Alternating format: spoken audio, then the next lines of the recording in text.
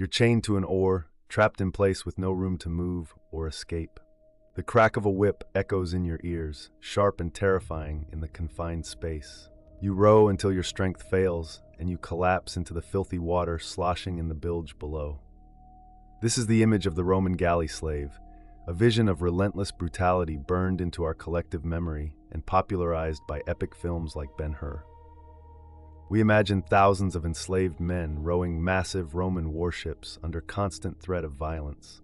It's dramatic, filled with suffering and spectacle that feels undeniably real. It's brutal, violent, and unforgiving to the people trapped inside. And it's almost completely wrong, even though it feels unquestionably true. The surprising truth isn't just who was actually rowing these ancient warships, but what was far, far worse than being a fictional galley slave. We're about to separate fact from Hollywood fiction.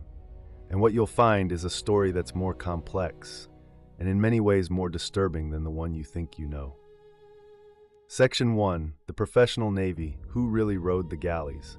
So if that iconic image is false, who was actually doing the rowing? The answer is simple, and it completely changes how we see Roman military power. They were professionals. Think about it carefully for a moment. A Roman warship, a trireme, was a complex and extremely expensive piece of military hardware. It was the aircraft carrier of its day, representing Rome's cutting-edge military technology. Victory at sea depended on speed, precision, and perfect maneuverability. In the chaos of battle, with ramming and boarding, one out-of-sync oar could mean disaster. A single mistake could leave the ship helpless, exposed to an enemy ram, or with shattered oars that crippled it. This was a skilled job that demanded coordination, timing, and constant discipline. The rowers weren't just brute muscle, they were highly trained specialists. They had to react instantly to commands, changing speed, turning sharply, and even rowing backward on order. You don't entrust that level of precision to a resentful, untrained, and unmotivated slave workforce. It would have been a terrible idea, one that could doom a ship before battle even began. The Romans understood that only free men, with a personal stake in survival and victory, could be trusted with such a vital role. These rowers were often drawn from the poorer classes of Roman society. Others were allied non-citizens or hired foreigners serving Rome at sea. For them, the Navy wasn't a punishment but a job, demanding skill and endurance. It offered steady pay, and for non-citizens, the powerful reward of Roman citizenship after service. They should be thought of as soldiers, just as essential as the Marines fighting above deck. Why would Rome risk its most advanced warships by filling them with men who had every reason to mutiny? Doing so would have been tactical suicide for any naval power. There were exceptions to this rule, but they were extremely rare. In moments of extreme crisis, such as during the Second Punic War against Carthage, Rome did turn to slaves for rowing. Even then, these men were not the beaten, disposable figures shown in the movies. They were often promised freedom in exchange for their service, a powerful incentive to keep rowing. These were emergency measures taken in desperate times, not the normal way the Roman Navy operated. Under normal conditions, the everyday work of the Roman Navy was carried out by free professional soldiers. Section 2. The real role of slaves on Roman ships. This doesn't mean that Roman ships were completely free of slaves. Of course not, because slavery was woven into nearly every part of Roman life. On warships, slaves most often served as personal attendants to officers, cooking, cleaning, and carrying out domestic tasks. But they were not the engine that powered Rome's warships through battle. On merchant ships, which relied more on sails and less on rowing, slaves were more commonly part of the working crew. In the ports, slaves handled much of the heavy, unskilled labor, loading and unloading cargo. So while slaves were present throughout the Roman maritime world, they were not chained to the oars of the war fleet. That familiar image of the Roman galley slave is little more than a historical ghost. So if that image isn't real, where did such a powerful myth come from in the first place? Section 3. The birth of a myth, the Ben-Hur effect. The image of the Roman galley slave feels true because it's been repeated for generations. But its origins are not found in Roman history itself. Instead, they trace back to the 19th century. The main source wasn't a history text, but a hugely popular novel written in 1880. That novel was Ben-Hur, A Tale of the Christ by Lew Wallace. Before it ever became a movie, the book itself was already a massive cultural phenomenon. It was an international bestseller that reached readers across Europe and America. It was adapted into a massive stage show that stunned audiences. For many people, Ben-Hur effectively became their version of Roman history. Wallace's story of Judah Ben-Hur, a nobleman falsely condemned to the galleys, left a lasting impression. That image only grew stronger when early films brought it to the screen. The sound of pounding drums, cracking whips, and sweating rowers slowly became accepted as historical truth. But what Wallace and later filmmakers created was a historical anachronism. They took the horrors of a much later era and placed them deep into ancient Rome. Chained galley slaves did exist, just not in the Roman period.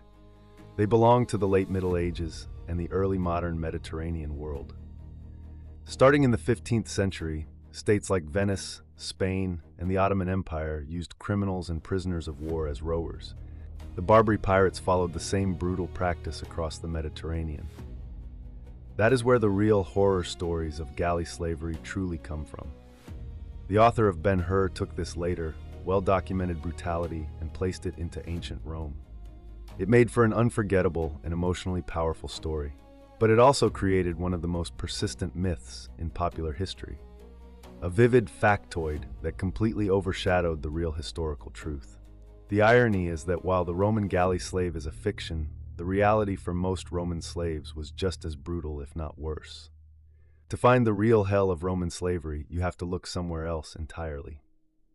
Section 4, The Real Hell on Earth, Mines and Latifundia. If a Roman slave had been given the choice between the imagined galley and the mines, he would have begged for the ore. The Roman mines were a true hell on earth where a slave's life meant almost nothing. Being sent to the mines was not a punishment with an end, but a slow death sentence. The historian Diodorus Siculus described these mines as places of relentless and unending suffering. Slaves were forced to work day and night in deep, unstable tunnels carved into the rock. They were driven forward by overseers' whips and given no real rest. The labor crushed their bodies, the air filled their lungs with dust, and cave-ins were constant. Diodorus wrote that many slaves were slowly worn down until death felt preferable to life. In these mines, hope did not exist. There was no skill to learn, no path to freedom, and no future waiting for them. These mines existed for one purpose: to work human beings to death for profit. When Roman conquests flooded the empire with new captives, slave lives became especially cheap. It was often more economical to let a slave die and simply replace him than to keep him alive. Life on the massive agricultural estates known as latifundia was scarcely better. As wealthy elites bought up land, small farms vanished and slave-run plantations replaced them. On these estates, enslaved agricultural workers were treated less like people and more like livestock. They worked from sunrise to sunset, often malnourished and pushed far beyond their limits. At night, many were locked inside squalid barracks known as ergastula to prevent escape. Unlike skilled household slaves, those in the mines and fields had almost no hope of survival. They were property, treated as disposable parts in a vast economic machine. Their suffering was not dramatic or heroic, but grinding, endless, and ordinary. Section 5, The Real Life of a Galley Slave, just not in Rome. To understand what Ben-Hur got wrong, you have to look at real galley slaves from the 16th and 17th centuries. For these men, life aboard the galleys was a cycle of misery with no relief. For criminals in France or prisoners captured by Ottoman corsairs, the galleys were a fate second only to execution. Once aboard, you were shackled to a bench, sometimes for months at a time. That bench became the place where you ate, slept, and relieved yourself. People said you could smell a galley long before you ever saw it, carried on the wind.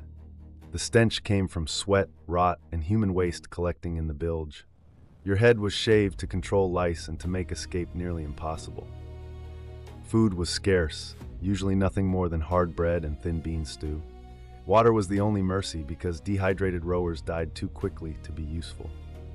The rhythm of rowing was kept by shouted orders or hoarse chants, not drums. If you fell out of rhythm, the punishment was immediate and violent. If you collapsed from exhaustion, you might be killed and thrown overboard without hesitation. If the ship was wrecked, you drowned where you sat, chained to the bench. Even sentences meant to last a decade often became life sentences. No one cared enough to track time or check records. Surviving more than a few years on the galleys was rare. This brutal reality is what later generations mistakenly projected backward onto ancient Rome. The idea of the Roman galley slave is a perfect example of fiction slowly becoming accepted as fact. The image is powerful and memorable, but it is not historically true. Rome was far too practical to trust its most advanced warships to an enslaved and resentful workforce. Its warships were powered by trained professionals whose lives and futures were tied to victory.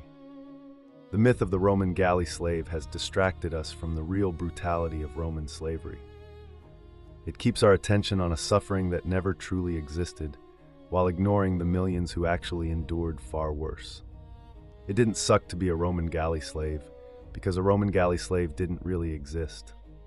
But it absolutely sucked to be a slave in ancient Rome, where suffering was ordinary, endless, and inescapable. The truth, stripped of Hollywood glamour, is a story of a society built on the backs of millions whose suffering wasn't heroic, just mundane, grinding, and inescapable.